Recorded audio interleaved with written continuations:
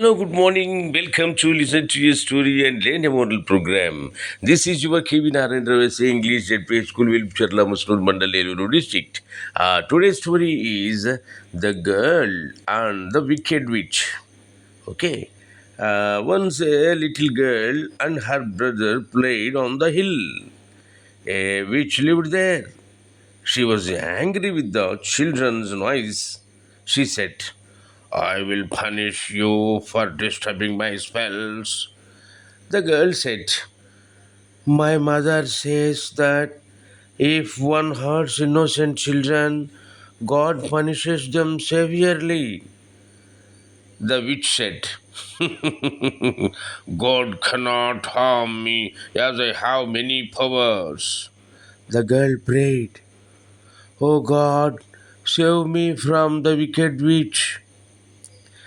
When she opened her eyes, she saw a bright light blinding the witch's eyes. She saw how God punished the wicked witch and ran down the hill. Okay, the moral is don't hurt the innocent. Don't hurt the innocent. ఈ కథ తెలుగులో కూడా ఒక్కసారి వినండి. ఒకనొకప్పుడు ఒక పాప తన తమ్ముడితో కలిసి కొండ మీద ఆడుకోవడానికి వెళ్ళింది.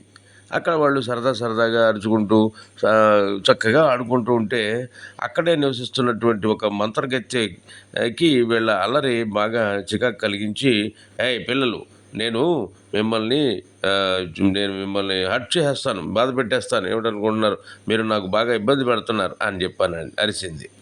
ఆ పాప ఉంది కదా, మా అమ్మ నాకు చెప్పింది, మేము చాలా సరదాగా అమాయకంగా ఉండే చిన్నపిల్లలం కదా, మరి మమ్మల్ని కనుక నువ్వు పనిష్ చేసినట్టయితే దేవుడు నీకు శిక్ష విధిస్తాడు అని చెప్పింది మా అమ్మ అని అనేసరికి అప్పుడు ఆ మంత్రగత్తె అంది కదా, దేవుడు నన్ను ఏం చేయలేడులే, నాకు బోల్డ్ అన్ని శక్తులు ఉన్నాయి అంది. అప్పుడు ఆ పాప దేవుడిని ప్రార్థించింది, దేవుడా నన్ను ఈ మంత్రగత్తె బారి నుంచి కాపాడవా అని చెప్పని అని కళ్ళు మూసుకొని ప్రార్థించి మళ్ళీ కళ్ళు తెరిచేసరికి ఆ మంత్రగత్తెని ఒక పెద్ద కాంతి వచ్చి కళ్ళల్లో పడి కళ్ళు పోగొట్టేసింది అనమాట. ఆ విధంగా ఆ మంత్రగత్తె యొక్క గర్వాన్ని భంగం కలిగించింది. దాంతో ఆ పాప ఇంకా నెమ్మదిగా ఆ తమ్ముడిని తీసుకొని ఇంటి వైపుకి నిదానంగా కొండ దిగి వచ్చేసింది.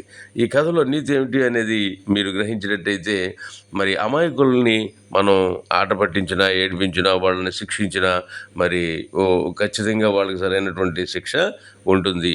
అలాంటి పనులు మనం చేయకూడదు అనమాట. అమాయకులు, చిన్నపిల్లలు, పశువులు, పక్షులు ఇలాంటివన్నీ అమాయకంగా ఉంటాయి.